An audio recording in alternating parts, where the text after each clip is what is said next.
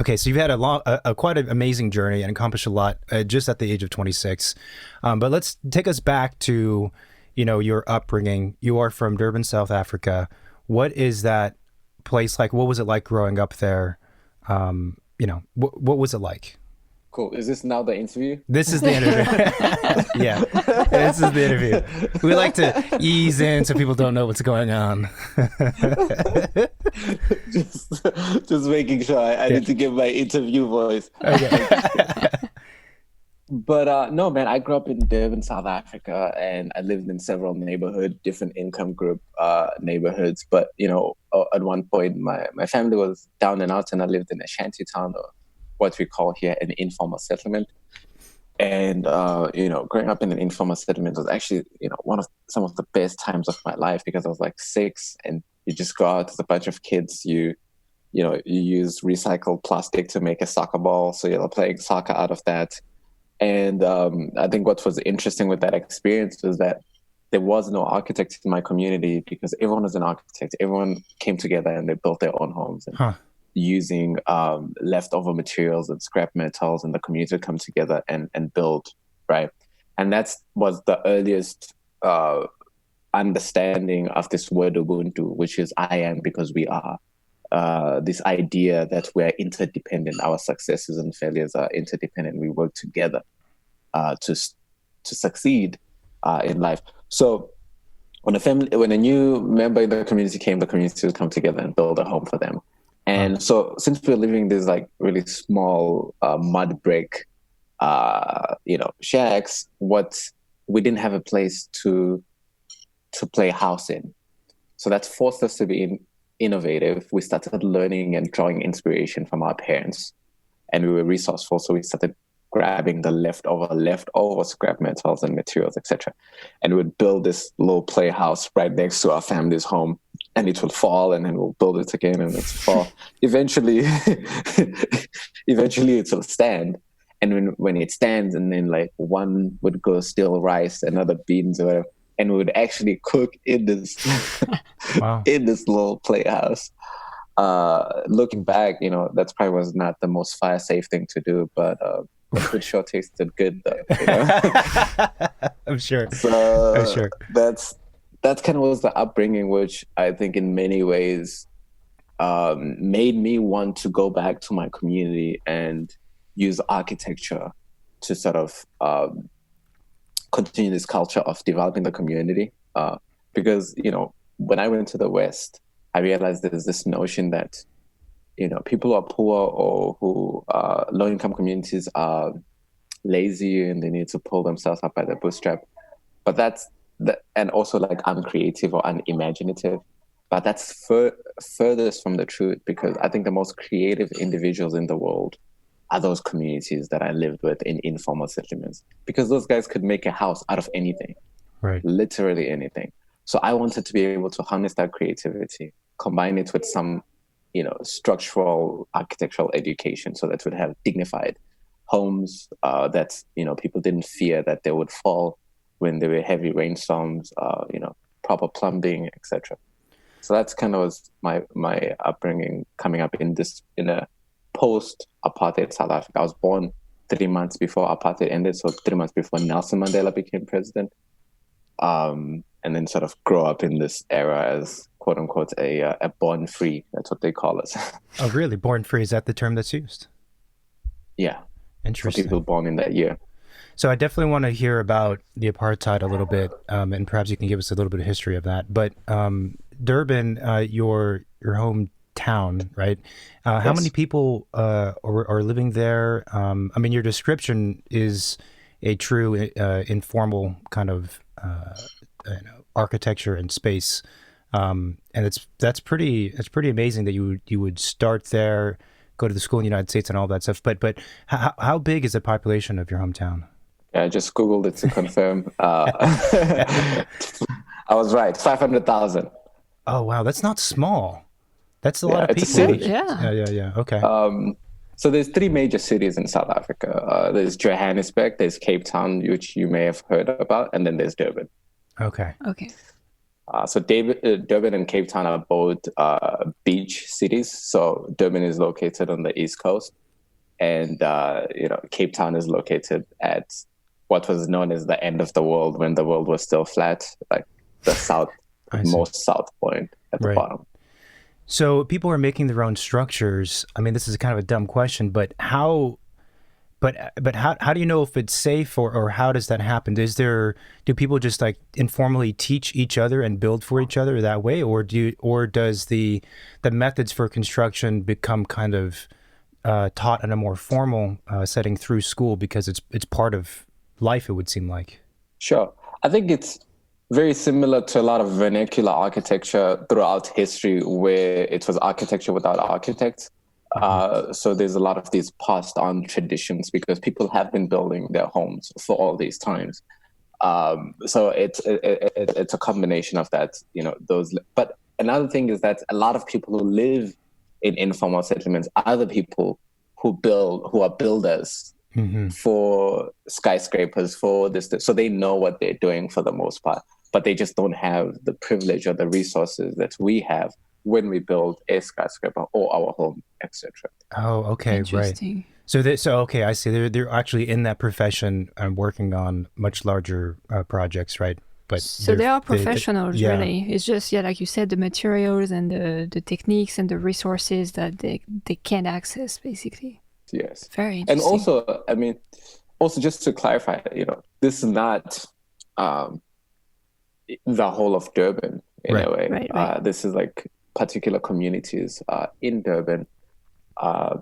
When you actually Google Durban, you see this beautiful city that looks like Miami by the beach with Art Deco architecture and all this stuff.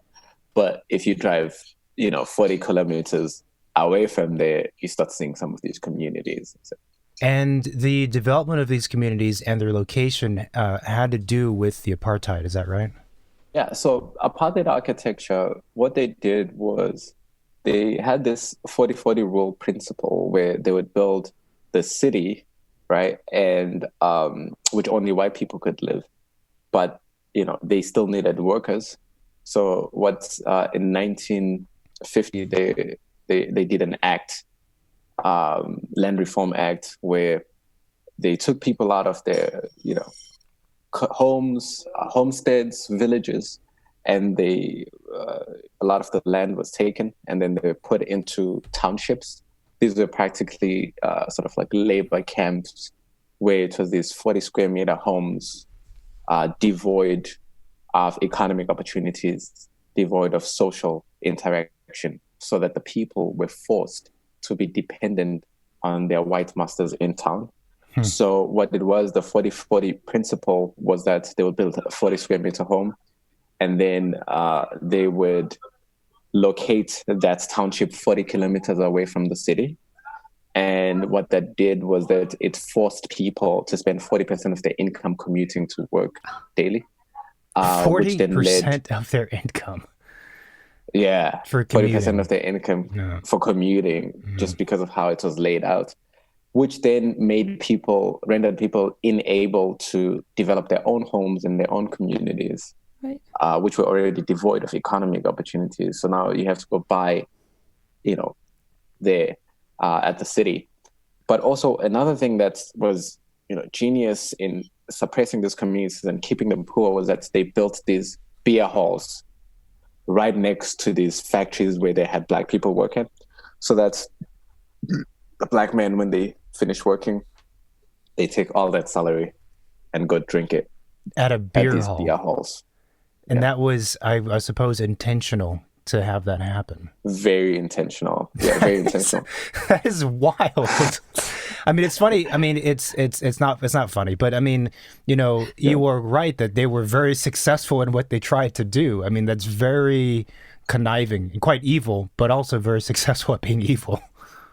Yeah, they were geniuses at what they did. I think that it's made sense also for people to come out of this probably terrible factory and go drink this away, because like your life is so miserable and I'm not sure if it's masculinated as a man, And, you're living under this regime. You're treated like a small boy by, white police who are younger than you. And just a terrible environment to live in. And you're stripped away from your own home and you're put into this thing. So like the only way you'd really cope with some of those things is just go drink it away, which is sad, but also I get why that would be an option. Yeah, of course. So then, the problem though, yep, go ahead. I think the problem though is that for 26 years after apartheid, I measure apartheid by how old I am. 26 years after apartheid, the laws have changed, but the communities haven't. Right? The community didn't suddenly move closer to town. Right. So you still have people spending a good amount of their money, almost 40%, commuting to work because a lot of the jobs and the opportunities are still mostly in town.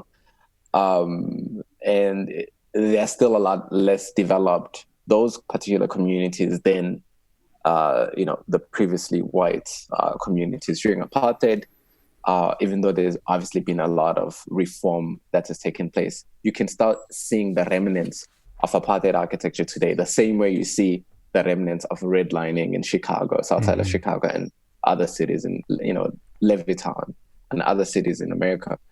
So this just goes to show that, architecture is at the center of, systemic racism in terms of perpetuating or even designing and creating sort of systemic racism. And those are some of the things that I work to try and address or start creating architecture that's inclusive and healing to these communities. And that's what the whole Ubuntu architecture summer abroad is starting to chip at. I saw online you had told, or maybe it was an article you wrote. I think it was an article.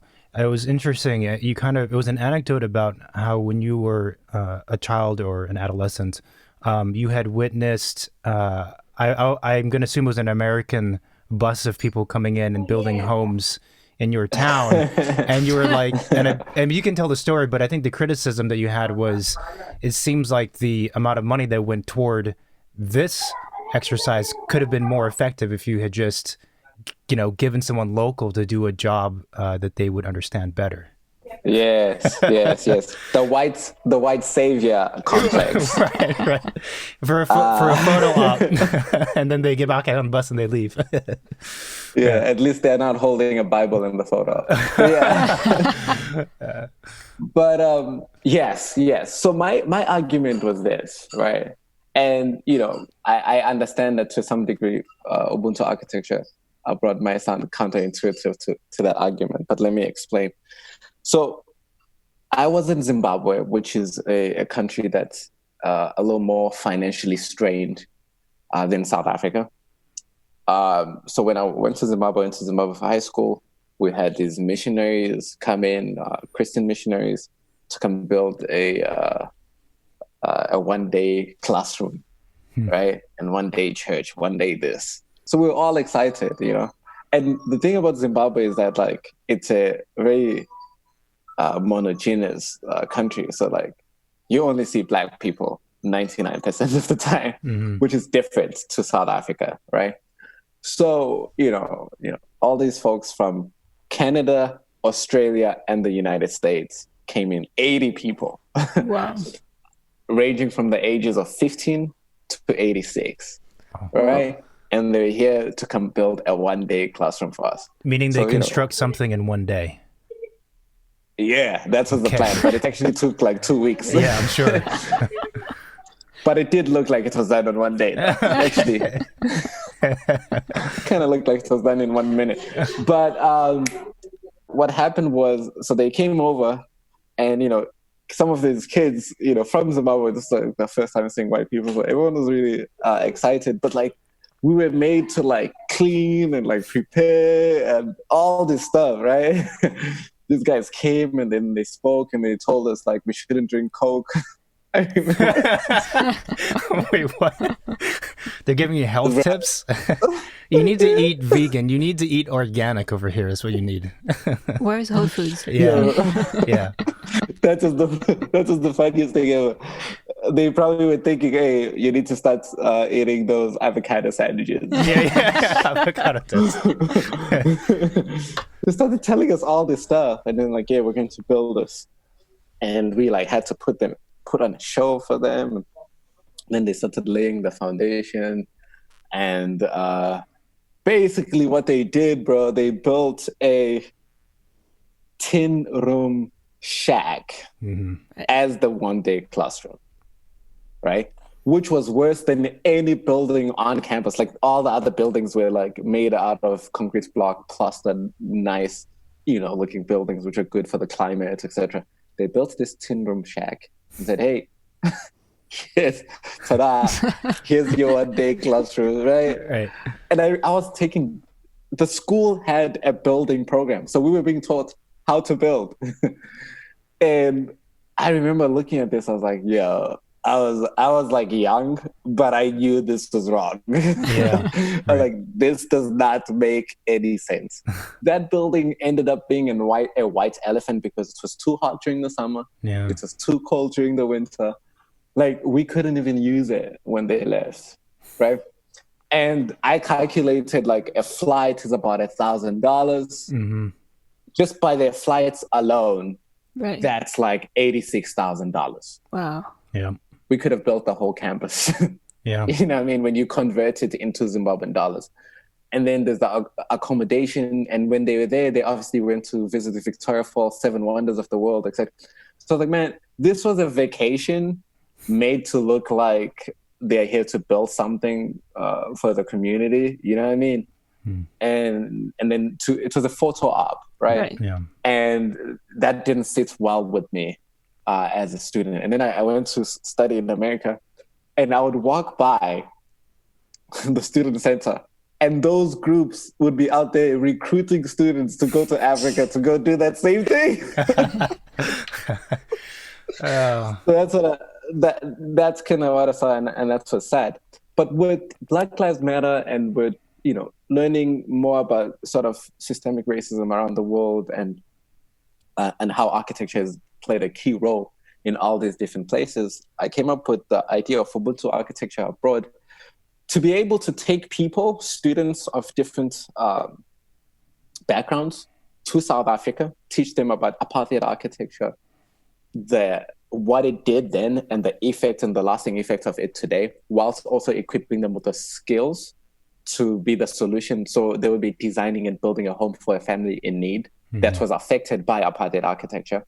So the idea and the concept behind that is that they can then go back to their communities, right, and implement some of these principles they learned here in creating more inclusive, more equitable places that enable opportunities for all.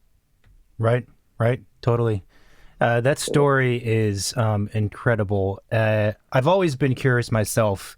I mean, I don't know if this is totally relevant, but I didn't grow up with a religion. I wasn't Christian or anything like that, but a lot of my friends were, and they would go on these trips that you just described. And I also grew up making things like out of wood. So I knew how to use a saw, hold a hammer without, hurting myself. And when you have a 15-year-old, if I'm going to pick on an 86-year-old and an 86-year-old, the 15-year-old probably hasn't ever held a hammer. And I've always wondered, like, is this, first of all, how is this safe for them? But also, how productive is this when you go abroad? I mean, I get that your intentions are there, but yeah, the efficiency and then the actual like effect afterwards, per your description, I've always been skeptical of. You get it, bro. You get it. So I think the article title that I wrote was "Good Intentions Are Not Enough," right? Because good intentions can also destroy communities, right? So good intentions are not enough. You need to actually work with listen to build, work with the community. And those are some of the principles we're teaching in the whole Ubuntu architecture abroad. Like, how can we make sure that the architecture, the design emanates from the community, and the building methods emanates from the community, and then we just facilitate that process and we learn from them and then be able to use it in other places. So I totally agree. I grew up Christian, but after seeing a lot of these things, I've had some serious cognitive dissonance between looking at what is Christianity and what is white culture, Right. what culture masqueraded as Christianity. Right. Mm-hmm. Interesting. Which is a big sort of cognitive dissonance that I'm still going through, trying to undo a lot of these things and practices that we're taught, when you realize, like, every photo of Jesus is white, but Jesus grew up in the Middle East and Africa, so he didn't look like Mel Gibson's picture of what that is. Right? Yeah. Kind of like and a long also hair. You need to do this. Yes, the long hair, long blonde hair, and the eyes. He's a surfer. Beach wave,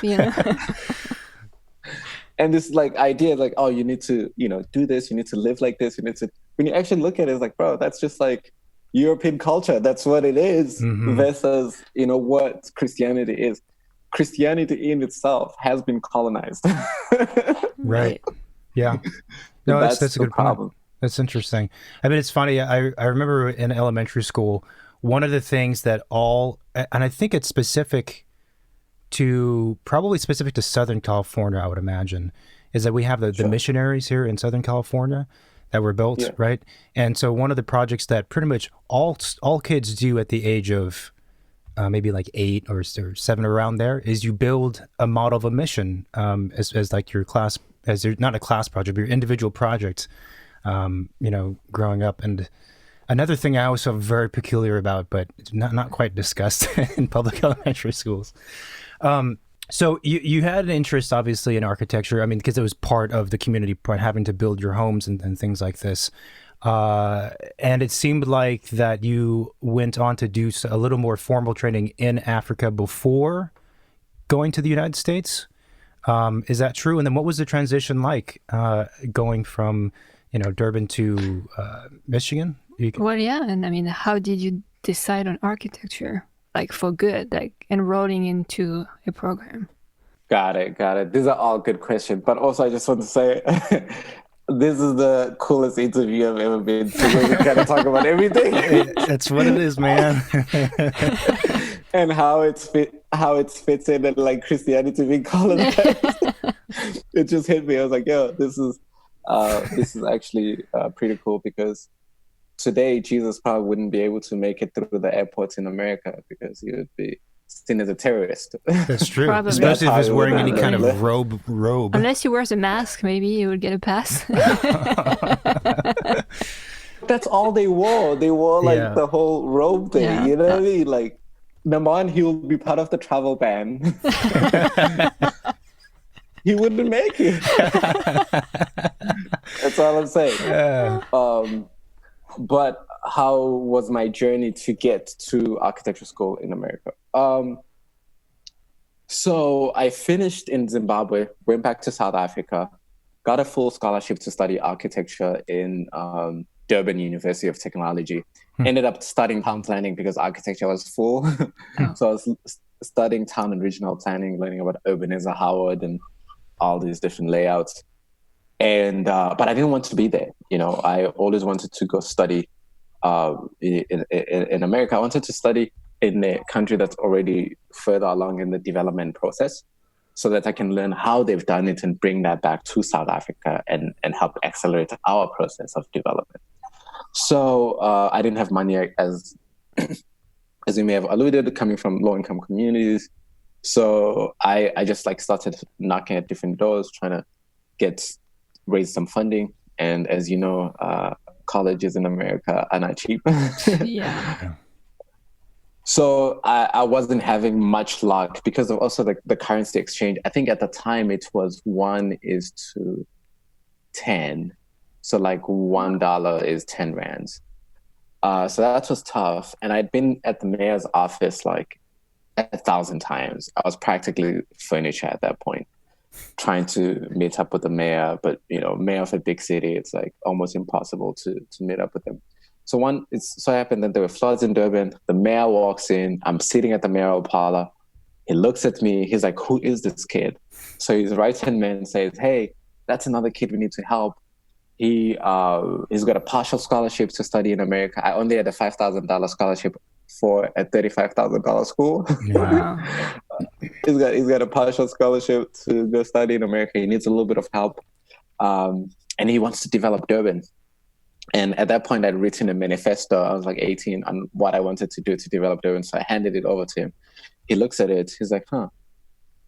So who are you?" I tell him, "Oh, my name is so and so." And then he asked me, he's like, "So who's your father?" So if you know anything about Durban politics, it matters which family you come from. And then I told him who my father was, as I had anticipated, he had no idea who that is. And then he gave me one more chance. He says, "So why should we send you to go study in America when we could send you to University of Cape Town, University of Durban, and this." And then I was like, well, if we all study at University of Cape Town or Durban University of Technology or Wits University, we're bound to think in a similar way, which I think stunts our country's growth. But if some of us can go to already developed countries and learn from how they've been able to do it and combine that with local ingenuity, then we're able to develop Durban and South Africa in an accelerated rate, but also be able to change a lot of lives through that. So he smiled with affirmation. And then he asked me, he's like, "Okay, so how much do you need?" So I needed, like, in South African rands, I needed like 3.5 million. Wow. But I was like, that won't cut it. So I was like, hey, I need 150,000, which is like one semester at Andrews, right?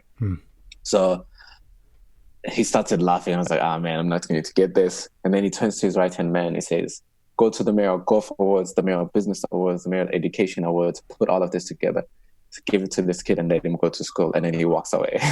Oh, and then he turns to me before he walks away. He looks at me and he says, "We've never given any single individuals more than 10,000 rands. And they'd given me 15 times that."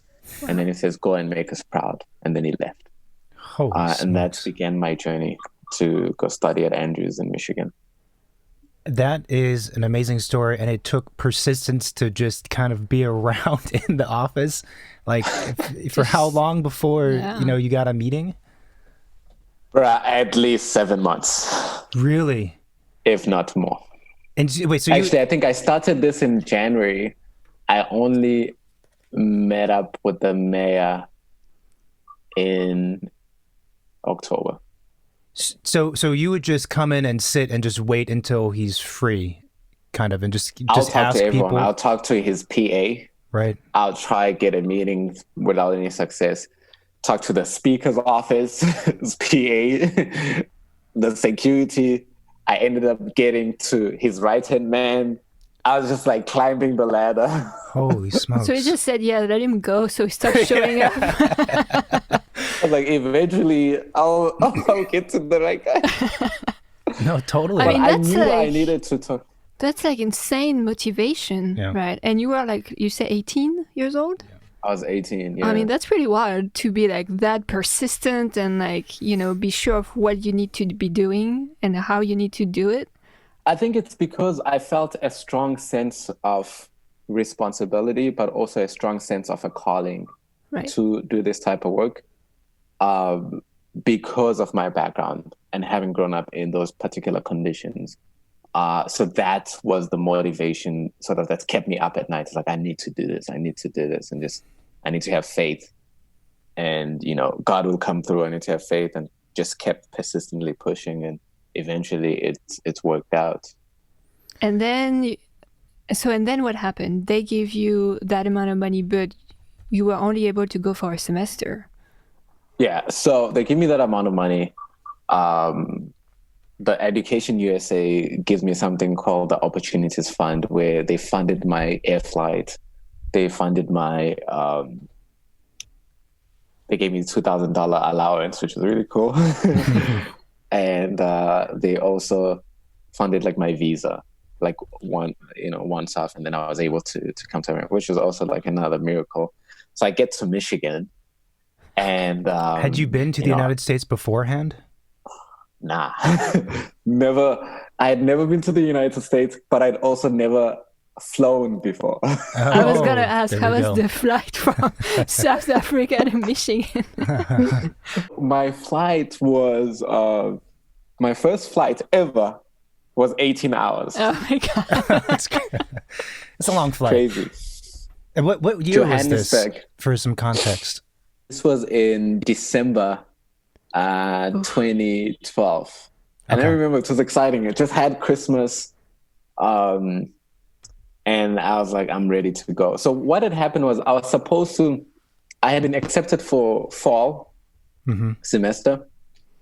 But I had, two major things happened was, one, I hadn't been able to raise the funds.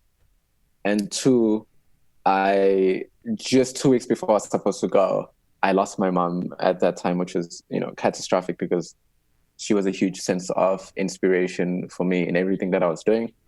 So I stayed and just continued hustling and trying to raise funds. But also, when something like that has happened, I think it also fueled me to just like go harder, because in some ways I wanted to run away.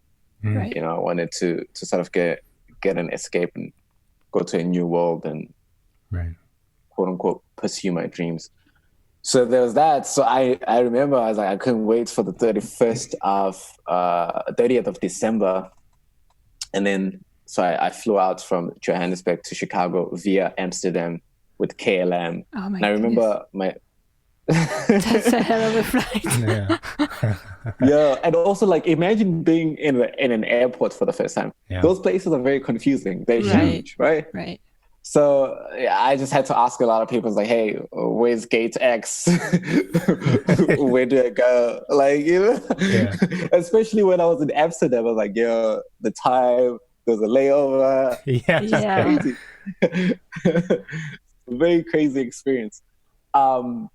And I remember when my family drove 7 hours from Durban to Johannesburg. I was going to fly out of Joburg, and just before I said bye and I'm about to walk into the flight, and it hit me. I just like felt this overwhelming sense of sadness. I'm like, man, like, what if I never come back? You know what I mean? Like, what's going to happen? And one of my friends who had gone to school in America, who had helped me with my applications, called me just at that time. I'm like, "Hey, man, how are you feeling?" I was like, "Bro, I don't know. I feel a little emotional right now. I don't know what to do." He's like, "Hey, don't worry about it, man. I've been there. You're going to have a great time. This is a great opportunity for you. Go and kill it." And it was almost like he knew exactly that I needed to hear those words at that time. Right. Because, that's what sort of got me excited again, got into the flight, and then boom, flew over to Michigan. I got there in the spring. I got there New Year's Eve. I remember walking into the dorm. There were like two dudes there about watching the ball drop, right? So I put my bags and like, come over. I go out there. I was like, "Hey, man, so where's Megan Good?" And then they all started laughing, like, "Bro, that's what you thought America is?" Of course. We're like, yeah. So we had a great time. But for that semester, I worked really hard, just very driven, because I knew where I was coming from. I knew I had this dream and goal. And at the end of the semester, I remember I was freaking out. I had spoken to every professor, every dean, had spoken to even, I think, the provost, everyone just trying to raise funds to continue, and, nothing seemed to be working. And I was like, man, I'm about to get deported. Like, what am I going to do? Luckily, Trump wasn't president at the time. Shout out to Obama. Seriously. And I'm like, yo, like, what am I going to do? And as I was like sort of praying about this, I get a call, an email actually, inviting me to the architecture awards. So I went there. I was like, this is going to suck. I won't win anything because I just came halfway through the semester. But I ended up winning the Best Freshman Design Award, which was really surprising, but also really exciting. And then the next day I got a call from the provost saying that they had just awarded me a full scholarship all the way to my master's, called the Data Dream Scholarship. Wow. That's given to 3 or 4 students who are going to be ambassadors for Andrews. Kind of like that thing where they want to keep you there rather than you go to other universities and stuff, but also want you to represent them. And that was the answer to my prayers, man. And that's how I'm here today. I was able to sort of go through that experience. So how many years were you at St. Andrews? I was at Andrews for 5 years in school, but I took 1 year off to go build a house in South Africa. So Gotcha. 6 years. Gotcha. 6 years. I mean, that's what I did, but I didn't build a house. I was less productive than that. It still took me 6 years. Hey, but you also didn't have to like go to another country, you know what I mean? Yeah, it's true. I should have done more in my time. What the fuck was I doing? You did it all wrong. Bro, that was a gamble. That's leap of faith paid off. Yeah. But it's good. That's amazing. It's so amazing. But the culture shock, I mean, this might be a dumb question, but in Durban, when you grew up, is English the language that most people speak in like every day? South Africa. Yeah. So I am Xhosa and Zulu. Did you guys watch Black Panther? Yeah, of course. We did. Yeah. So I speak the language that the American actors were trying to speak in that movie. Okay. Oh. We're trying to speak. Okay. They didn't do a really good job? So the first scene, like the father and the son when they're studying, those are original. Okay. Those guys are like the actual. And then the Chadwick Boseman is not. Okay, yeah. Everyone else who's African American was just like trying really hard, but I'm proud of them, bro. Yeah. So that was Xhosa. That's my mom, and my father is Zulu. I'm not sure if you'll have ever heard of Shaka Zulu or the Zulu Kingdom, but those are two of my native languages. South Africa has 11 official languages. I know about 6 of those, but English is the main language for education, for business, stuff like that. So briefly, you said 6 languages. Are they all, I don't know how it works, are they different dialects? Are they close to each other in a way? Like Chinese has Mandarin, but there's like different dialects. Well, dialects, right? So they're close, but not really in some cases. Sure. No, these are distinct, different languages. Wow. But they are within some of the similar tribes. So some of them, they're similar things. So I speak Zulu, Xhosa, Ndebele. I learned Ndebele when I went to school in Zimbabwe. Speak a little bit of Sotho, and I speak English, so that's 5. And I learned a little bit of Afrikaans. It's incredible. That's amazing.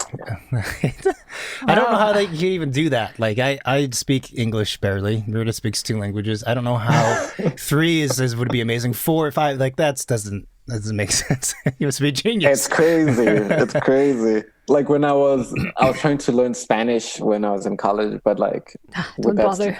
Like one trip to Mexico, one trip to Bolivia. But the thing is, like, so I'd pick up a few words, but since I have like so many different like languages, sometimes I'll be trying to like do a Spanish thing and then like something in Afrikaans comes out. So Yeah. And then people look at you, they're very confused, like, what was that? It's a new language. I know Spanish and Italian, and I was getting confused between these 2 only, so I can imagine if you speak 6, like that's really confusing. But it's something interesting with Spanish. So whenever Spanish people speak, I feel, quote unquote, at home because I feel like I understand them, but I don't. Oh. So the vowels in Zulu are the same as the vowels in Spanish. A, E, I, O, U. Yeah. Huh. Right? So there are certain words in Spanish that are also Zulu words, which is crazy. Like, for example, Linda, which is beautiful, I think, in Spanish. In Zulu, that means wait. Interesting. They switch the meaning, though, right? It depends on how you feel about things. That's amazing. You gotta wait to be beautiful. Yeah, some of us have to wait longer than others. It never happens.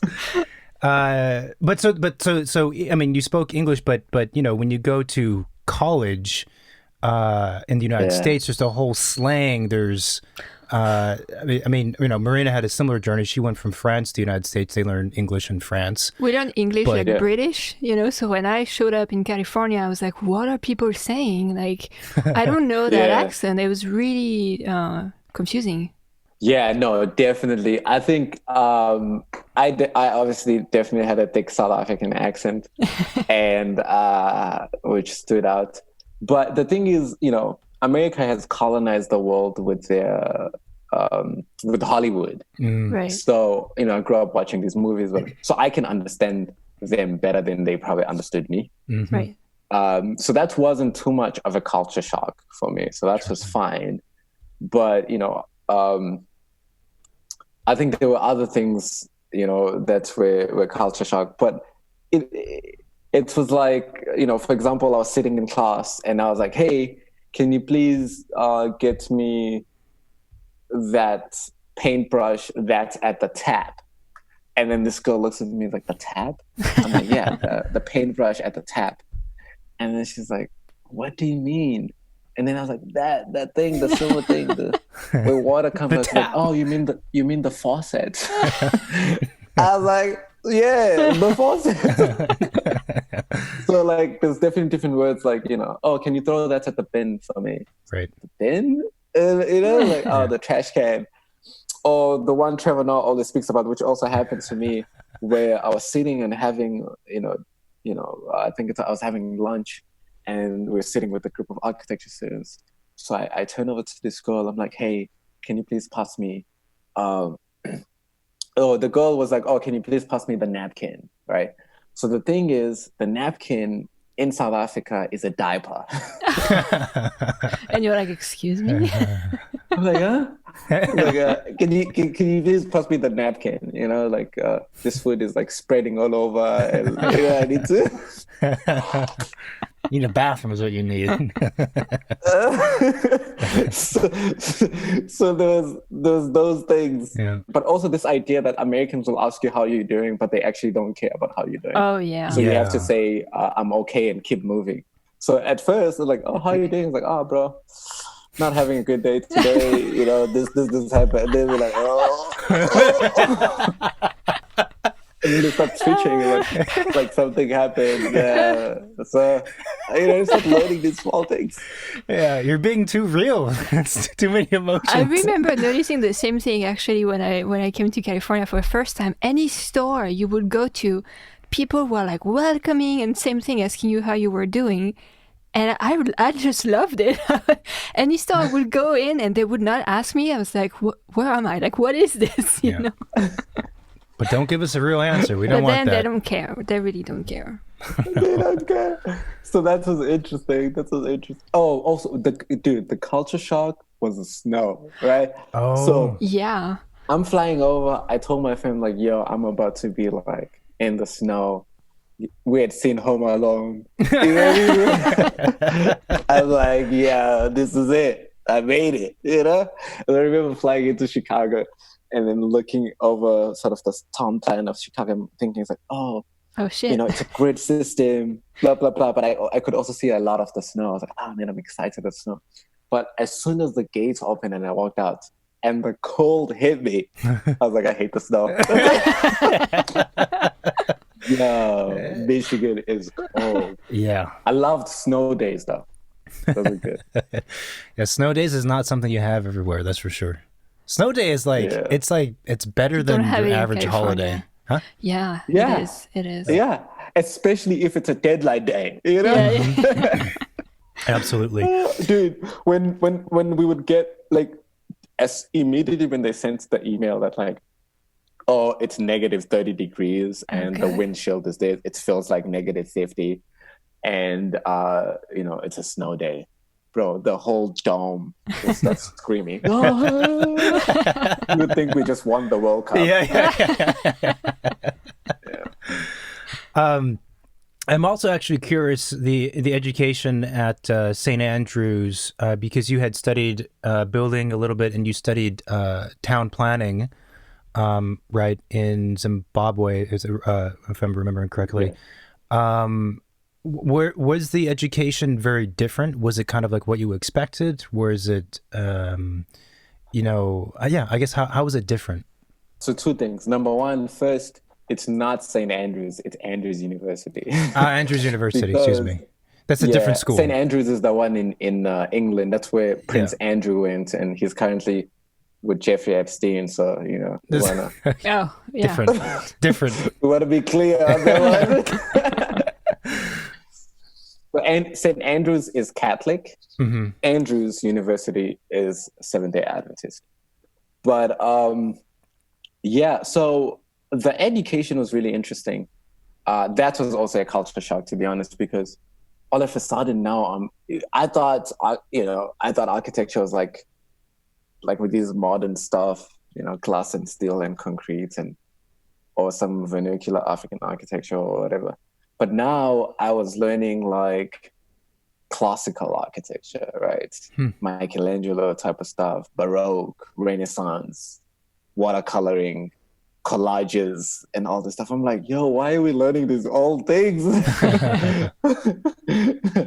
So they're like, no, you need to learn what they used to say. You need to learn the rules in order for you to break them. Mm-hmm. That was their excuse for that. So the first 2 years was mostly very classical, and then especially the first year, and then the second year we started doing these Michigan style homes, which are traditional homes made out of wood with a porch and a fireplace and the snow loads and all those things. Again, I was like, why are we building out of wood? Especially, you guys have all these. South Africa doesn't have natural disasters. Every now and again, in some places, they may have drought. So I'd only seen like hurricanes and all these things on TV with America and stuff like that. Mm-hmm. Like, why are we building? And no one ever gave me a good answer as to like why they built with wood. Mm-hmm. But they're just like, it is what it is. That's what we do. So I was learning how to build with wood. So I thought that was strange. But I definitely learned a lot, through that experience. And then third year was when we could start now exploring other styles. Right. Art Deco and stuff. So the education you had in town planning, kind of urban thinking, I would imagine that would come back into the fold and be influential in the work that you're doing now, right? Because the mission of your design group is not just you're looking at architecture in a very kind of holistic way, right? There's the social aspect, the political, there's the urban aspect. I mean, even the 40 by 40 rule discusses that, of a distance away, so you get into kind of town planning. But so tell us a little bit about that, and then perhaps Ubuntu, Ubuntu. Yeah, Ubuntu I forgot for a moment how to pronounce it. I had to check myself. No, I think, maybe to backtrack, you're right. Town planning background helped me at Andrews because Andrews is very urban design focused. So that was actually a good foundation to have had. So Andrews doesn't believe in just building by itself. They feel like the building is part of the outdoor corridor, outdoor room. How does it relate to its neighbors, to the context, to this. So that was really good. But yeah, so Ubuntu is essentially based out on some of those principles, this idea that it has 3 pillars. It's listening to build, right? So this idea of humility and understanding that the design emanates from the community and studying how people are already solving solutions within their communities and, learning from them and letting them sort of drive the design. And then building to enable. So could a house be more than just a house? Could it also be a place of commerce? Could it be revenue generating? Could it impact the community? That's why when you look at the Ubuntu home model, it's a home with a commercial space that enables the family to financially sustain themselves, maybe pay off that micro mortgage it took for us to build that home, whilst impacting the whole community, because now they're providing a particular service. And the last part is enable Ubuntu, right? So the key thing is that it's not just about the house. It's not just about the church. It's not just about the school. It's not just about the street. It's about all these things coming together to create a holistic community and neighborhood, where people don't have to drive 40 kilometers to go to school or to shop, or can they be within a 5-minute walk radius to their school, to their doctor, how do we then transform what were created as labor camps to holistic communities? And that's really at the foundation of what the work Ubuntu is doing or trying to do. So those are kind of the principles in that. So you had a pretty clear goal in mind when you started harassing the people at the mayor's office, and then you went to go through, this education, to go abroad, to learn, to take back that knowledge, to improve things. I'm sure you feel like you've accomplished a lot, but what was there anything specific that you felt like you gained from the 6 years in the States that has helped you afterwards? Man, that's a good question. Well, I gained, my knowledge of architecture. Sure. Even though I wasn't happy by the fact that there wasn't a lot of African architecture or it was mostly Western Europe architecture, which is kind of what I critique in that article that I wrote. And I want to sort of provide that for other students, especially within America and different places.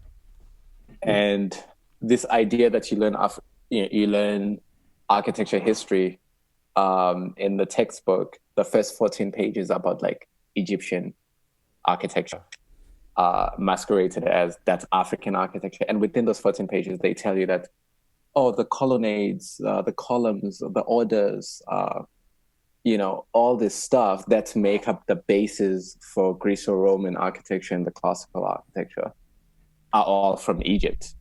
And the Romans sort of borrowed that from Egypt to develop, or the Greeks borrowed that from Egypt to develop their architecture.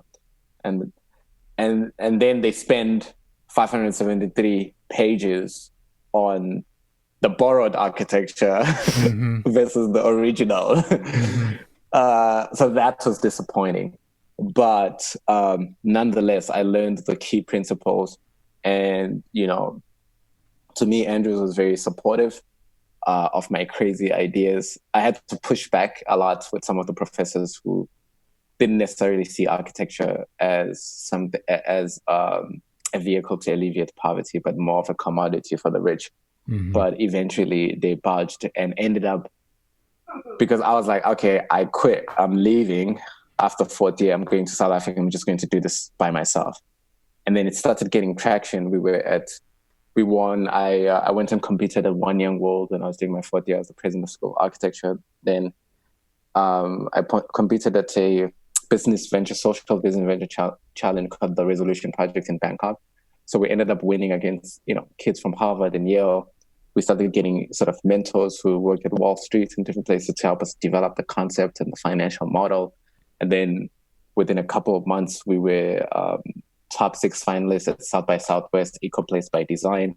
And then within a couple of months, we were presenting our work at the United Nations on SDG 11 through World Merit. Wow. And then I was like, I'm going back to South Africa to actually make this, because all of these was just concept I was talking about. Let me go actually make it. Yeah. And then Andrews came back to me and they're like, look, we're a Christian institution. We're supposed to serve the less fortunate. We're going to change our whole master's curriculum to focus on what you're doing. So I ended up becoming sort of like a master's student / teacher in a way. Wow. In that year. So they all came down to South Africa. Instead of me starting with one home, we ended up designing using the Ubuntu principles, the whole community, which is really exciting. And in many ways, I'm trying to extend that experience that I was able to create with those students at Andrews to other students. That's what the whole Ubuntu architecture summer abroad is. But yeah, I hope that in some way answers your question. That's another amazing story. That's crazy that you would have such an impact. And I mean, props to them for being open to a kind of change like that. When did the name for the design group Ubuntu, when did that come around for you? When did you know that was going to be it? You have all the good questions, man. I have a Oh fascination with man. like naming things because we have this podcast and Because some we other have ventures, problems with naming and things. like finding a name is always so difficult, and the name that you chose, it obviously has great meaning. It sounds good. It looks good, and I'm just curious. So as I said from the beginning, this concept of Ubuntu began with me living in the shanty town where, like, if my mom is cooking at like 7 p.m. at night, and it's already dark here at 7, and then she's like, "Oh shoot, I ran out of onion." I'd have to run to the next door neighbor, get an onion, bring it back. She continues cooking. Mm-hmm. So that idea of Ubuntu, I am because we are, and that's not a problem. That's just how it is. That's community. Is something that I was raised with. And then when I got to architecture school, whenever I would design something, I would, and this is like retrospectively when I look back, I was like, I call this Ubuntu restaurant, the Ubuntu home. So I realized I was naming all my projects Ubuntu. Interesting. And when this opportunity came, at first it was Ubuntu Design Community, partly because I actually really loved the work that Mass Design Group was doing. Right. So I was like, oh man, Ubuntu Design Community. I didn't want to sound too close to them, but like let me not change group to community. And then eventually like, community is too long. Yeah. No, group is a much better choice. Yeah, so we went Ubuntu Design Group. That's great.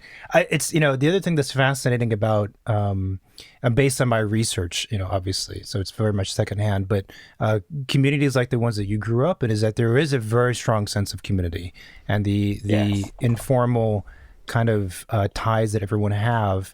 They're very much embedded in the way life works, and that's just kind of what it is. And it's interesting to me because now we're in California, and specifically Southern California where I grew up. It's very different, obviously, and yes, the houses are much more, as you would say, like dignified, they're safe and all this stuff, but a lot of times, not always, but a lot of times there's a total lack of community, and certainly not at the depth that I think you're describing.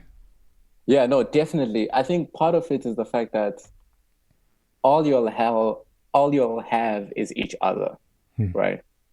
And then the other thing is like there's still a strong sense of culture, right? And culture breeds community. So a lot of the cultural elements are still intact. But also, just as a disclaimer, I understand that I may over-romanticize sort of that experience for a couple of reasons. One, I was a kid when I was there, right? Sure. Two, I'm not there right now. And because, yes, there was a sense of community. Yes, it was amazing and we had each other, blah, blah, blah. But I am pretty sure my parents had a different perspective of that experience. Yeah. Because they were, potentially scared about like, safety because of like the house could fall or something like that, or crime, or just like how to make ends meet. You know what I mean? Yeah, of course. So yeah, it's a great community, but still lacking some of those key basic needs, which is some of what I'm trying to sort of put in place. And I think housing is at the foundation of communities. Dignified housing is at the foundation of communities thriving, because look, if you have a house, if you don't have a house, you don't have a physical address. If you don't have a physical address, you can't apply for a job. If you don't have a job, you don't have money. If you don't have money, you can't buy a house. Yeah. If you don't have a house, you don't have safety. So there's higher chances of, crime, etc. If you don't have a house, where is the kid going to go back to school, and where is the kid is going to go back home to do their homework? Yeah. So there's all these practical needs that hinder these communities from reaching their greatness potential, which they already have all the right ingredients. And so far, I've seen at least that you have developed one home, and there's actually kind of a commercial component to it, or there's a space that's meant to be used in that way. Is that right? Yeah. So started building this in 2017. We finished it in 2018. So over the past sort of 2, 3 years, we've been focusing on the pilot model on the Ubuntu home just to test it out and see how it works.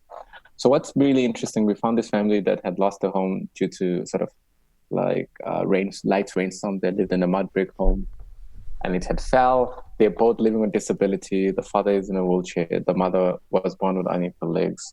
But the mother had worked at a daycare for 10 years. So we started working with them. We designed a handicap accessible home that emanated from them and the community. And we made their commercial space to be a daycare. So we had built a commercial space for 6 kids. And they also had a 15-year-old son that they had given away because they just didn't have proper living conditions. So now they have a dignified home. They're living with their 15-year-old son.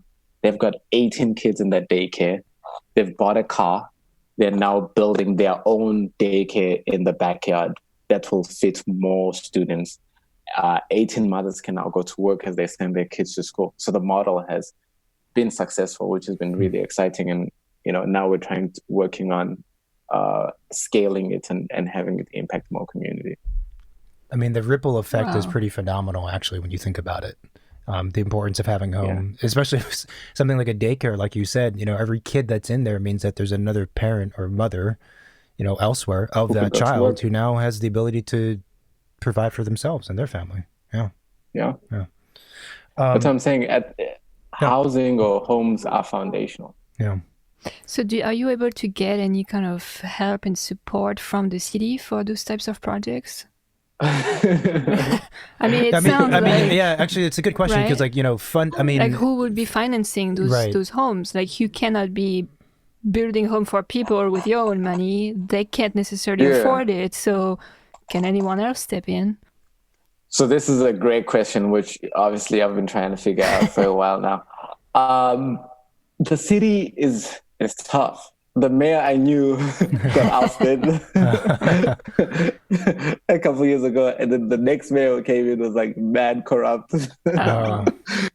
And she recently was on TV. She had squandered 140 million or something like that, and so they were taking her Ferraris and her house and stuff. So now there's a new mayor. Hopefully, we could make some connections there. But another thing we've been looking at, we're talking to different social impact investors just from around the world to see how we could sort of tackle it from there and create a micro mortgage system. So let's say we build a home for $30,000 and then the family pays every month over X amount of time with X amount of interest. And that's kind of how that model would work. So that's kind of what we are looking into right now. Got it. So after school, you came back to South Africa, but you've been back and forth or been to the U.S. a number of times for presentations, lectures, and things like this. And one of the things that happened almost a year ago, or just over a year ago, I guess, is you were accepted into the Obama Foundation Leadership Program, right? Yeah. So that's wild. Living the American dream right there. That's for sure true. How did that come around? What has that been like? Are you still in it? You guys are making me realize I have a very crazy story. You have an amazing story, and it's nuts because you're 26. Yeah, we're older and we haven't done as much. Barack is my homie now. It's just, we play basketball with Meshizi. I'm sure you do. I wouldn't doubt it. No, man. Really exciting. So, obviously, I'm in the middle of developing the financial model for this, scaling this home. I'm working on a top of other sort of models to be able to do this.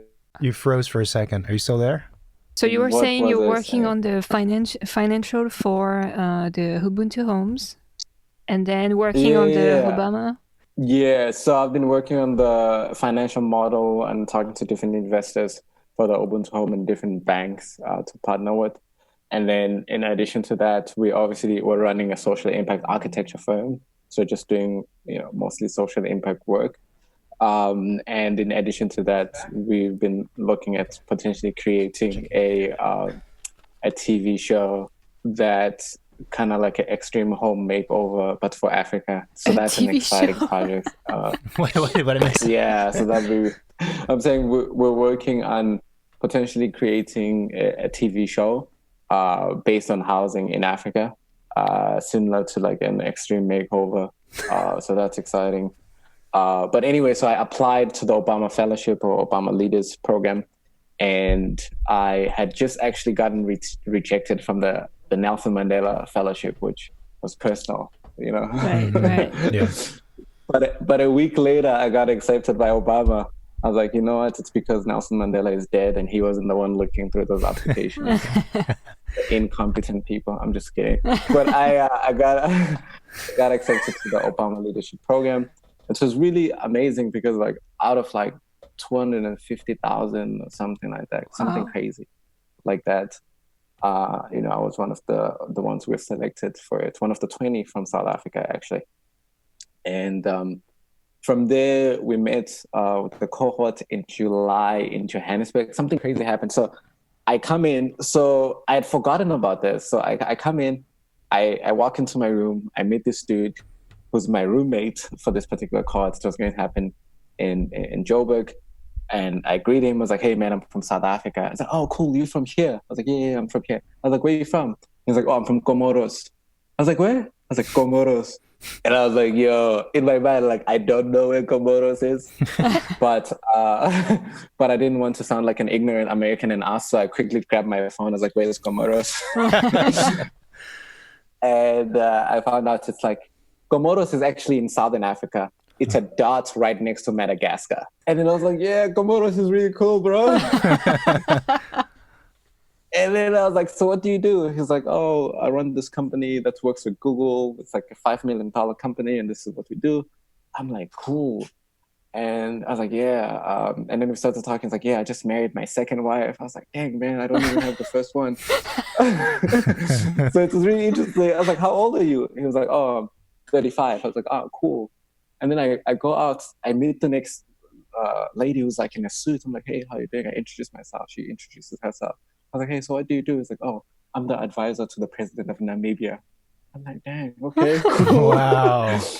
And then I started, and then met this other girl from Nigeria who's like, oh yeah, I support and run 500 startups, tech startups across the continent of Africa and this. And then it hit me. I was like, man, these people are very accomplished. This is crazy. I had a little bit of an imposter syndrome there for a second. And then I found out that they took people between the ages of 25 and 40. And I was 25. So I was like the youngest, like one of the youngest there, which made me feel a little better. Like I got 10 years to catch up. But amazing experience. I got to learn storytelling from Ben Rhodes, the guy who wrote Obama speeches. He particularly wrote the "Yes, We Can" speech. There's no blue states or red states. Yeah. This is the United States of America. That's a good impression. You got the hand, you got the accent, you got everything. So it was really cool getting to learn from these like top White House officials who ran the country. You know.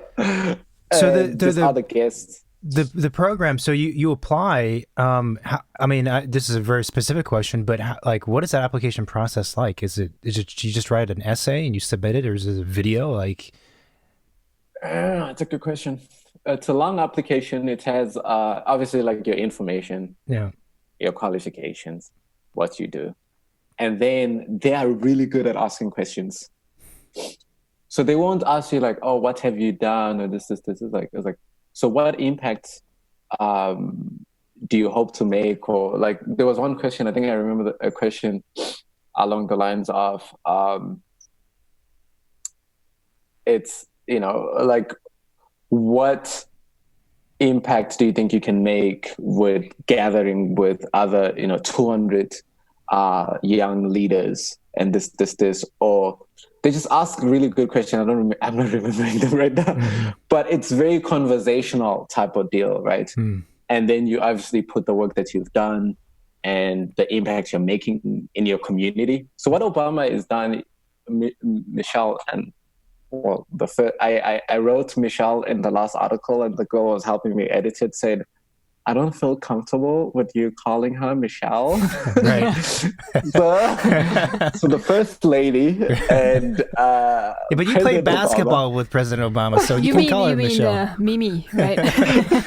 I told her, I was like, yo, I'm so used to Obama saying Michelle and this. Right. But anyway, the first lady and President Barack Obama have focused their whole mission post their presidency on developing young local leaders, and because they believe the future of the world isn't in the institutions or the current top politicians or whatever, but it's these young grassroots leaders, kind of like how Obama started when he was community organizing in Chicago. So the application is pretty extensive. You go through this interview process and whatnot, and it's a 1 year long program, right? So it's a 1 year long program, but it's also like a lifetime membership. But our program is 2 years because of Corona. All right. So I guess we get to learn more. Actually, 2 days ago, this is crazy. So 2 days ago, I got to have a conversation with David Stevens, the CEO of the Obama Foundation, Obama's senior advisor. And I just wanted to talk about, politics and why he chose to go down that path and how much impact are you able to make, with that, etc. So the idea that I can be able to access, someone like that, and then he starts talking to me about his career, practically started helping me write my own speech. Yeah, right. During that, it was pretty cool. Is the program typically in person, or is everyone scattered, at their home bases and everything's done remotely? Both. So there's in-person gatherings, and then there's what you do at home. So here's how it works. There's a couple of programs. There's the First Lady's Girls Opportunity Alliance, and then there's My Brother's Keeper, President Obama, which is mostly African American males, and then there's Girls Opportunity Alliance, My Brother's Keepers. Then there's Obama Fellows. There's 20 Obama Fellows. Those are a little further along in their careers and in their impact, and they meet about 2 or 3 times a year in the United States, but they're from around the world, and they get to spend like a couple of days with President Obama and the First Lady. And they go through workshops with experts, they network, basically they're connected to all the resources they need to succeed and to scale and continue to impact. Then there's the Obama Leaders Africa program, which now they just launched the Obama Leaders Asia program, which is really cool. So we're growing. And that happens in South Africa, the Obama Leaders Africa program. It's hosted in South Africa. The Asia one is hosted in Asia. I think Obama is very intentional. So I would say the Asia one, they hosted it in, where did his mom work? Okay. Where he grew up, there's an Asian country he grew up in that I just forgot. So he comes over and his team comes over and they host that program for a week, and then they go back, and then there's the Obama Summit that happens in Chicago. So this is also crazy, out of the 400, because there's been 2 cohorts in Africa, I was one of the 5 that was selected, to go and spend some time with President Obama at the Obama Summit in Chicago. I got to speak about the work Ubuntu is doing because he's designing his presidential center. And I got to be in the same panel as the architecture firm that won the design competition to design it. So he wanted ideas on how to design that particular firm. So that was a huge honor. Wow. Todd and Billy Tuskegee, I think that's the firm. New York office, yeah. Good office. Their New York office, yeah. So I got to spend some time with them and do a panel. And also John Ronan. John Ronan was also there, Chicago architect. So there's a couple different programs, but then within the gaps, we have seminars. Let's say maybe we're doing a seminar on fundraising, on education, on climate change, on Black Lives Matter. The cool thing about that is, like, if we're doing a seminar on Black Lives Matter, they're going to get the guys who started Black Lives Matter to be the ones sort of talking to us. Right. And Right. then this and that. So Primary sources. incredible access. Yeah. Yeah. Yeah. I do have to ask, you're so incredibly well-spoken, charismatic, obviously driven.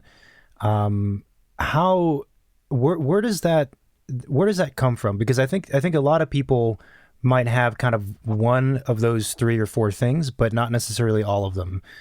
Or like someone's like really driven, right? And they might be actually quite smart and intelligent, but they don't have the ability to tell stories in the way that you're able to. Was that something that was kind of with you from a younger age, or is something you developed over time? Well, I think there's a couple of factors that play into that. One is the African cliche of sit around the fire and tell stories. You know what I mean? Oral tradition. Yeah. Africans never wrote anything. They sit down and tell stories and it's passed down. That's not true. We did write stuff. But we created how to write, you know what I mean?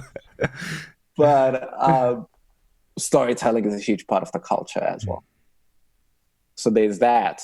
But in addition to that, growing up in sort of the Seventh-day Adventist church from the age of 12, I've had to like preach sermons all that time. So imagine being 12 and then being told, okay, you're the one speaking next week for Sunday school or Sabbath school, but like with the whole church, not just for the other kids, with the whole church. Mm-hmm. So you're going to speak about the story of Joseph. So go and prepare something. So you freak out. I remember you freak out. You go home, you read this joint, you ask your parents and this, and then you go, you're like shaking and you tell this story, right? And people, obviously clap their hands for you. But you do this so many times now, you're like, oh, it's not about telling the story. It's about driving a point. But it's not just about driving a point. People can get bored. People would sleep. How do I make it entertaining? How do I make it relatable? So by the time I got to college, I'd spoken all my life. Yeah. So I think that's kind of where that has come from. That's interesting. I took one speech communication class in college. It did not. It wasn't enough. 1 quarter wasn't enough. It was the most awkward class. Bro, with these questions, bro, this is actually pretty good. It's easy. It's funny though with these things. Good questions are easier to come up with when the guests are good, which is like totally true. Appreciate that. I want to know a little bit more about the team behind Ubuntu. How many people are involved? How did you gather all of them? Mm-hmm. Yeah. So I think the team has evolved significantly because when I started, I was mostly in America. So it was a lot of my friends from college. And then when I moved over, it started changing. So I have something called the Ubuntu Fellows Program. Something that I'm particularly, this interview is so good. This is the first time I say certain things that I haven't said on record before. But hey, let's go. So I'm very particular about, bringing up local African architects, right? So when I came over, even though, I don't have that much experience myself because I just graduated like 2 years ago. But I was like, I want to hire and work with recent graduates or seniors. When I started last year, seniors in college who are going to graduate and then join me. So I created something called the Ubuntu Fellowship. So different people applied. Took us 6 months to find two to cut it down to 2. And then, so those are the fellows who work for Ubuntu right now. One from the Durban University of Technology, where I went, and the other one from the University of KwaZulu-Natal, which is also another university in the city in Durban. Those are the design fellows. They started as design fellows and now sort of they're designers within Ubuntu. So in a way, I'm mentoring and helping groom and grow them because we want them to be the ones to shape their own communities and their own cities. Yeah. My problem is that, some of these great architects who come from Africa end up having their firms in Germany or Right. in London and then New York. And when you look at their staff, it's almost like 90% like white, right? I remember looking at one particular firm, and one of these architects, to work for him, you need to be able to speak German. And this dude is from Benin, you know? I'm like, yeah, bro, what happened? And so that's made me really angry as an architecture student, because it's like, bro, like, you understand like how much lack of opportunities exists, right? You understand like you are an anomaly to be where you're at, and we are all looking up to you. You know more than anyone how hard it was for you to get up there, because I do not want to dismiss the amount of pain and hustle and talent it took for them to get up there. But don't shut the door when you get there, right? Yeah. Like when you're going to take all these big projects in Africa, design this big project in Nigeria or whatever, what mess with these 23-year-old German kids, right? What message are you sending to the 23-year-old Nigerian who just graduated and doesn't have a job, who knows the context better, who knows the culture better, right? It's perpetuating that colonial mindset that everything Western is better. Right. So I was very intentional in studying Ubuntu to source locally, hire locally, try and build as much locally as possible before then trying to, expand beyond that. So yeah, that's the team. Wow, that sounds like a pretty good team to me. Yeah. Would you ever be interested in like teaching in some of those local universities to try and share your knowledge and your experience and encourage students to kind of try as hard as you did to go out in the world and come back? I do. I am a lecturer at the University of KwaZulu-Natal. I also part-time lectured at Durban University of Technology. So I already do that in some way. And do you sleep at all? Like, do I sleep? Yeah, that's a good question. If you have to think about it, that means probably not. You know what's funny? I actually do. I do sleep about 8 hours every day. What? But my timing isn't consistent. I think I've mastered the art of working collaboratively. You mean adapting to every? I get stressed a lot. I think I sleep okay, but like the pressure and the stress of juggling a couple of things can get to you. So I think that's the one thing I'm probably working on improving.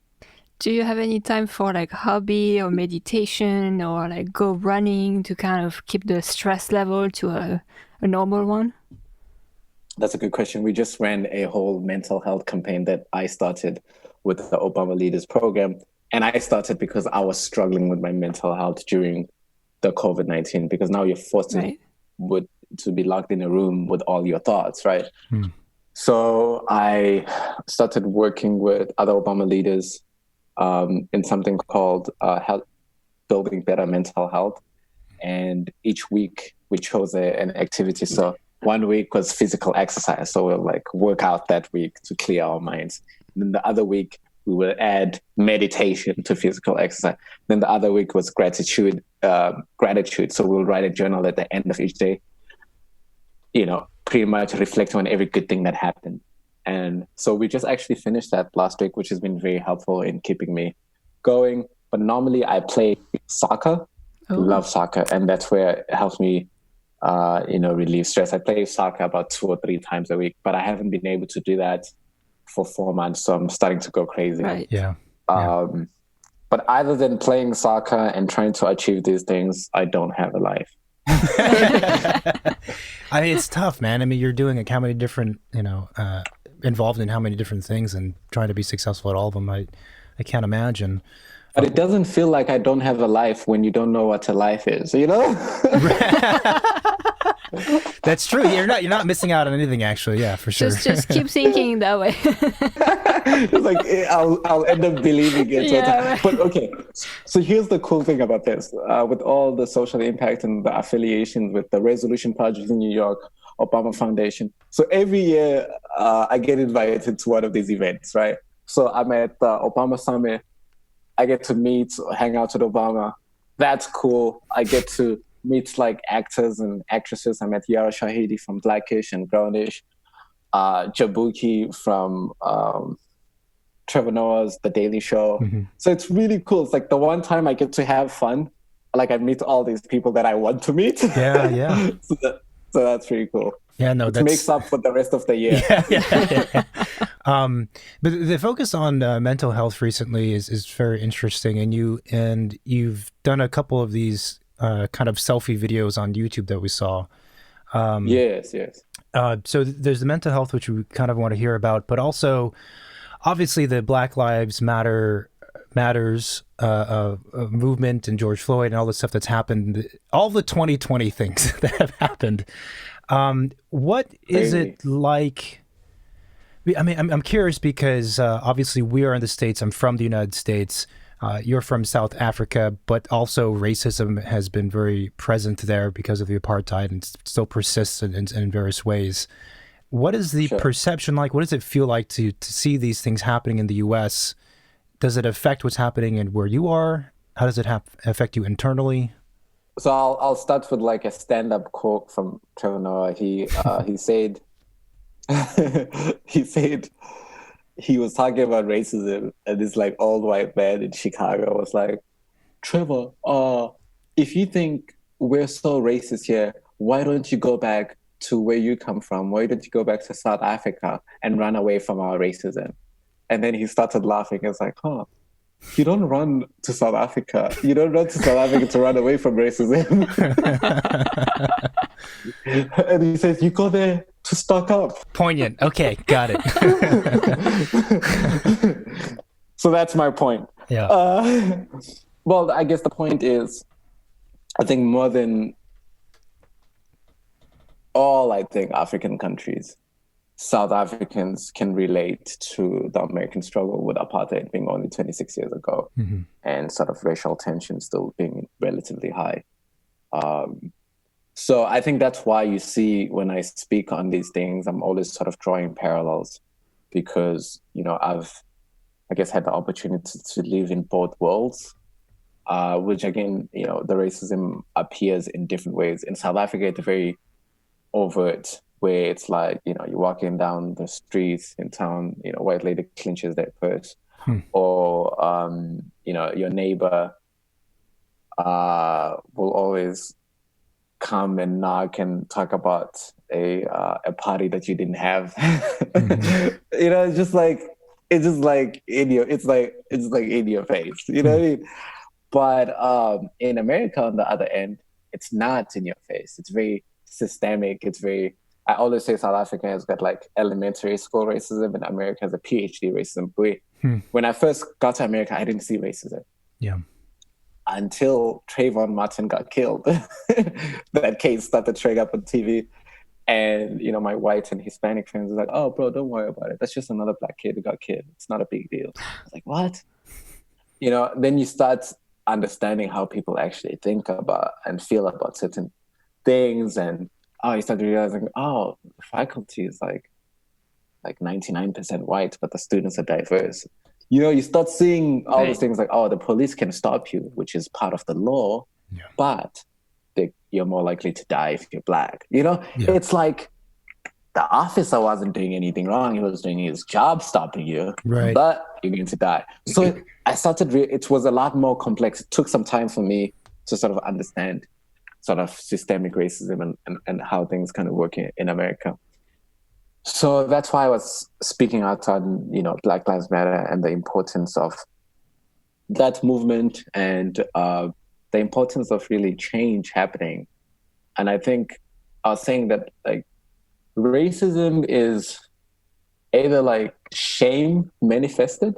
Mm-hmm. So if you feel shame for something, you can also you can feel shame for something you did, but you can also feel shame for something you're benefiting from.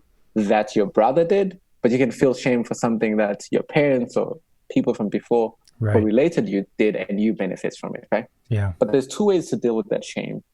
It's either you can face that shame and want to make amends, or you could try and suppress that shame and act like nothing is wrong, and then you become the opposite, and then you fight anything that points towards the fact that you're benefiting from this, right? Yeah.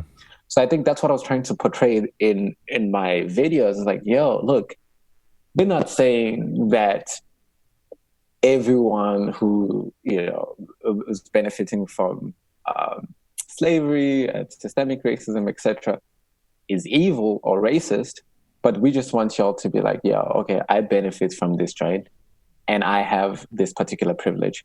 How can I use that privilege to leverage it for those that don't? How can I use it to bring about justice that hasn't been brought? Mm-hmm. And a similar thing is like, I went to college in America and I had ample opportunities there, right? I could have just stayed there and be like, oh, I'm no different than that kid who goes to University of KwaZulu-Natal in Durban. He should pull himself by the bootstraps. Like, of course I'm different. Mm-hmm. Of course I'm exposed. Like I went to Paris to learn about Paris. I went to Rome to learn about Rome. You know, those kids only have to look at pictures, right? Yeah. So I decided to go to South Africa. But you know what that meant? It meant financial sacrifice. It meant, you know, I don't get to live my best life in Cancun every now and again, you know what I mean? Right. But I decided, like, man, like I have this privilege. How can I leverage it for those where I come from or those who need it more than I do? How can I leverage all this world education that I have to help educate people from my community? That's what we're asking for. That's incredible. I hope we get a chance to meet in person after in South Africa. Actually, yeah, that'd be pretty cool. Or Cancun. Cancun, yeah, you know, whichever. We'll do both. Do both. Whatever. Where else do we want to travel? That makes sense. I think the shame aspect or way of viewing it is, I think it makes sense to me, and I was reminded that I had read somewhere that there are kind of 5 either stages or sides to grief, or grief kind of shows itself in different ways. And I forget, one is like anger, one is sadness. I forget all of them. One of them was just rejection. Like you completely reject that this is happening.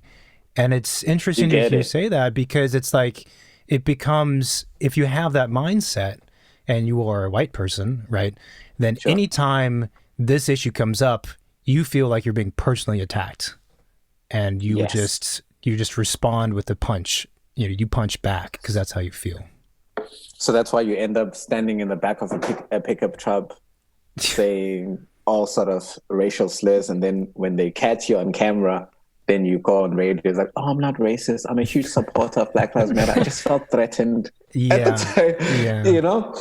And it's like, yo, you know, there's a problem here, right? I think my biggest problem, you know, with white folks, especially in regarding this topic, is their refusal to accept what happened, what's happening, and how they're gaining from it. Like even white South Africans I'll find in America, they want to quickly dismiss all this stuff. And I'm like, I can't have a conversation with you if you're dismissing this, because you have these fairy tale stories of growing up in Cape Town. I have the opposite stories of growing up suffering under your brothers, your fathers, this within that same community, right? Mm-hmm. So we can never meet at the center. So let's talk about the real elephant in the room, that, look, I grew up in Cape Town and this was what life was like. This. I want to know what life was like for white kids, you know, on the other side of the track. I was like, dang, you got to do all of this. Bro, I couldn't even go to the beach. I couldn't sit in this. And then let's talk about it. I'm not saying it was your fault, but you benefited from it, right? Yeah. So let's talk about it, and then let's together figure out, like, how could we make things better? Because, you know, I'm still suffering from those impacts that you benefited from. Right. And it's so bizarre because I've been in rooms and in part of conversations with people who are completely oblivious to these issues, oblivious to the privileges they've had. These were people who were not evil. In fact, they were in the room and part of the conversation, so they're actively trying to learn. But to witness in their faces the realization of how systemic some of these issues are, and that the privileges they had are in fact privileges, is kind of mind-blowing to see them go through that evolution in front of you. Because the privileges that we're kind of talking about, a lot of them are, they're just like, for them, it's just part of life, you know. And suddenly someone tells them, well, actually, no, it's not just part of life. It's a privilege. And you're like, but no, it's just part of life. You know, it's a strange concept for them to get over, I feel. So, not an excuse. Look, I think, but... no, I think you're raising a good point. And that's why I'm saying is like, I am not persecuting anyone for having grown up with a pipeline to Harvard, right?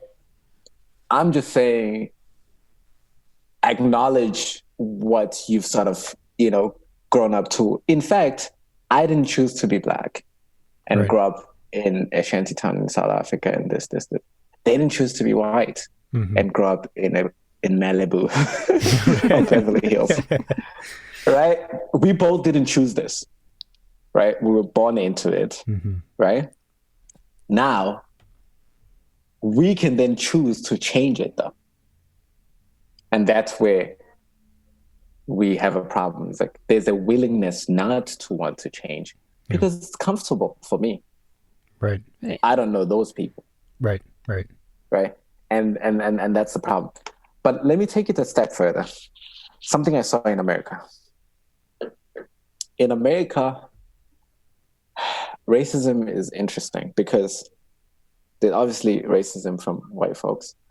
And then there's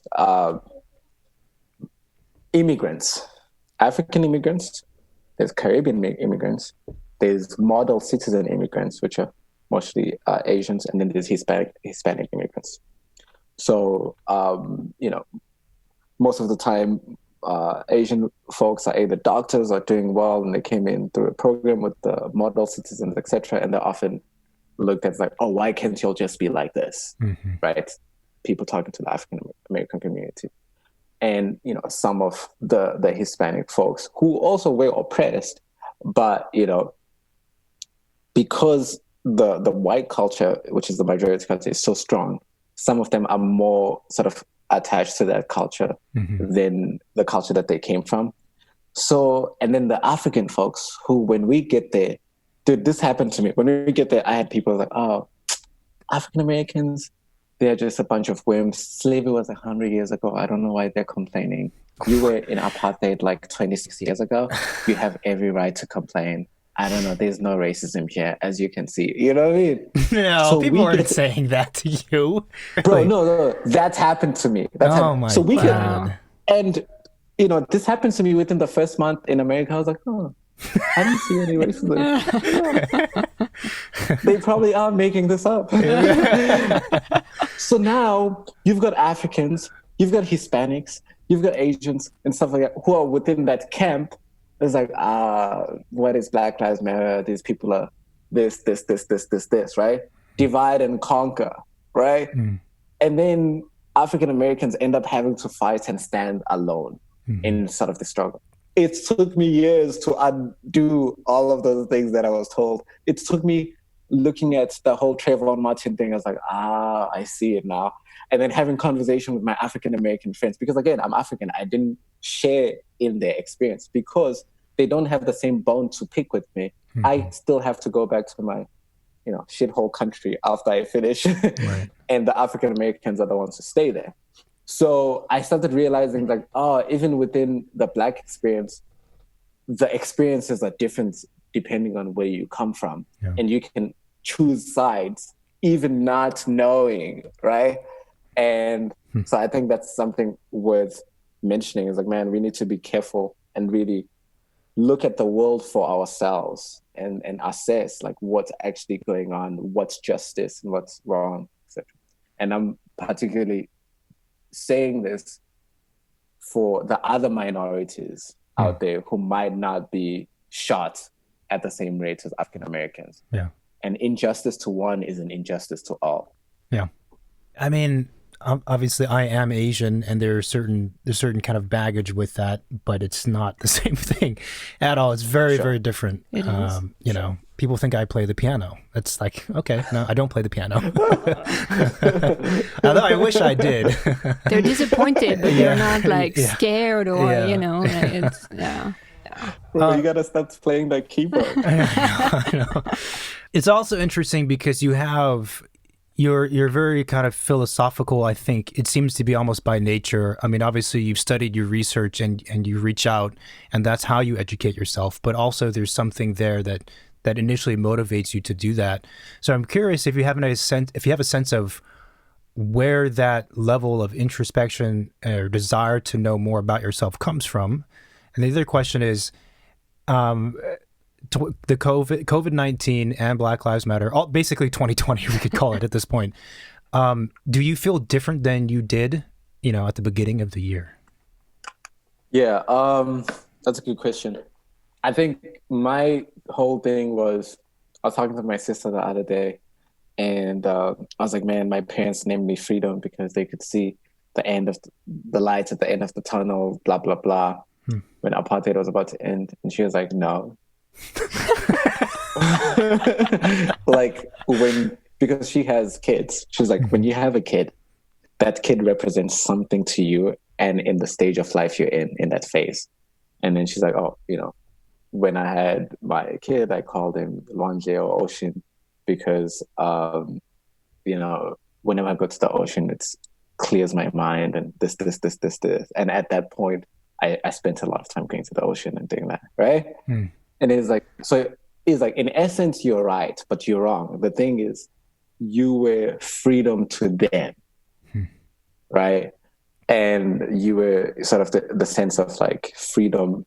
And then you can bring freedom to them, but also you can then bring freedom to others, etc., and stuff like that. So I was like, oh man, that's really interesting. And it's like, so in many ways, you sort of living up to their dream in that sense. So I think there's a part of that, but there's a part of having grown up in these low-income communities with a strong sense of wanting to quote unquote make it and go back and help. And then just having grown to hone in listening. So being able to relate to someone from New York as much as you can relate to someone from Alabama, to someone who's white versus who's Hispanic versus who's this. So I have a wide range of friends who have a wide range of perspectives. So I'm always trying to analyze and engage them in conversation and sometimes challenge them.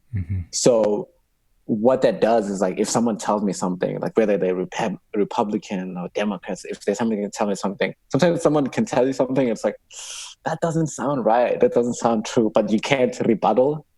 So I'll go back and research and think about it and have more conversation, come back and say, this doesn't make sense because of X, Y, and Z, right? So,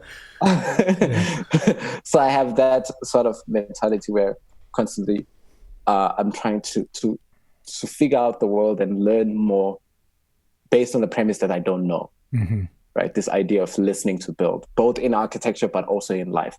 And then obviously, when you're born with Nelson Mandela as president, you go to high school in Zimbabwe, Robert Mugabe as president, and then you go to college under Barack Obama as president. So the people that I look up to and I've learned from have been, deep philosophical thinkers who've gone on to change the world. So I'm always like watching their speeches, reading their books, and all of those things kind of shape who I am. Wow. And do you feel like you're different or things have changed for you? Or what have you learned about yourself is another way to ask the question since for COVID. 2020. Yeah. There's a lot of things that I wanted to say to the world before COVID that I was a little scared to do so. But when COVID happened, it was like the world ended, and all of a sudden, everyone was like, "Let's be honest about Black lives. Let's be honest with this." Like everyone just like came out. This is what it is, and it needs to change. So in many ways, COVID turned me into an activist, where I was able to then start having those hard, intentional conversations that I've been developing in my mind all this time. Like, that's why you guys saw those videos on YouTube and probably some stuff on my social media page. And it's helped me rally with other people, but also trying to bring about change. So I think that's one change that happened, but also it's helped me understand and realize the importance of mental health. I think the most important investment you can ever make is to invest in your mental health. I'll actually be doing a talk at the Young Architects Conference, the digital version, on building better mental health. So if anyone can go through, that'd be dope. So I think those are the two main things that have come out of this. Amazing. Well, we just about went through the entire 2 hours, and I want to, say goodbye kind of off air, so we'll leave a few minutes for that. But thank you so much for joining us, officially on the show and everything. And I really do hope that we get a chance to, see each other again virtually, but in person would be fantastic on the beach or something. Yes. Wait, you guys, you said you're in Southern California? We are actually right now in San Francisco, but California. San Fran. Yeah. Okay. Well, we go back and forth. I've been to San Fran. I've been to San Fran. I've been to San Diego. San Diego is beautiful. San Diego felt like Durban. The weather, the beach. Yeah, the weather is amazing. That's for sure. There. Did you get to visit the Salk Institute by Louis Kahn? I did not. You gotta come back. Really sad.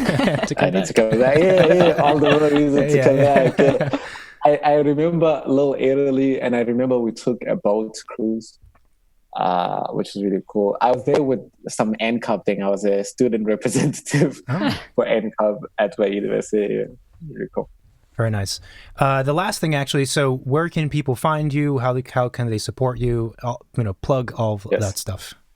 I think really exciting. All of these things that I talked about is the things that I'll be teaching at the Ubuntu Architecture Summer Abroad, which is open to students from around the world, particularly from the United States, where you can learn about the role of architecture in systemic racism, where apartheid architecture is the case study. I feel like you learn better when you're taken out of your element, where it's not personal, and you start realizing, what was done in some other particular context and how it's affecting people today. But also during those intensive 2 weeks at the end of the course, where they will be in South Africa, what will happen is we will immerse them into the listening to build process, where they work with the community and design and build a home for a family that was affected by apartheid architecture. The home will have a commercial space. They'll learn how to interact with the community out of humility and let the design emerge out of that. And the idea and the hope is that they can go back to America and, implement those skills. So it's a spring, and then culminates with the 2 weeks in between the 15th and the 28th of May. But during the spring, it's virtual. So really exciting stuff. They can go to Ubuntu Architecture Summer Abroad to apply for that particular program. And then they can follow me on Wandile Ubuntu on Instagram, Wandile Ubuntu on Twitter, to stay tuned for just other things. Thank you, everyone, for tuning into this episode. If you like what we're doing, then please leave us a review either on YouTube or in iTunes, the podcast app.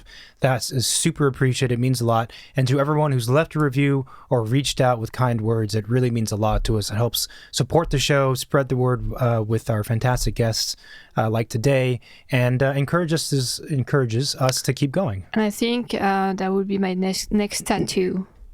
I will start tattooing all of the good reviews. I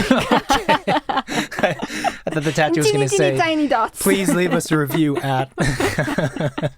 and then, of course, thanks to our guest, Wandile, who was fantastic. And again, to you, everyone listening, it means a lot that you're tuning in, and we hope that we can continue. You can find us where? On all the social medias. We are on Spotify. Oh, no, that's not Spotify. It's not a social media. We're on, what the fuck am I saying? We're on Instagram, Twitter, Facebook, and we're on Vero, which we don't use anymore. But we're pretty much everywhere. You can reach out to us also via email at hello@midnightshowret.com, and our hotline, which is 213-222-6950. You can either shoot a text or you call the number and it goes directly to voicemail.